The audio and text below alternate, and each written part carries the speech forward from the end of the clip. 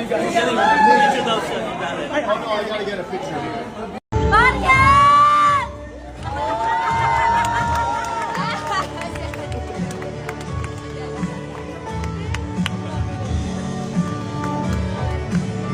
Oh my God!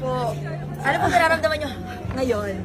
Sobrang naiyak ako. Ang dami kong ang dami nang nagbalik sa nangyari sa buhay ko. So parang mas lalo kong pinapahalagahan yung time ngayon.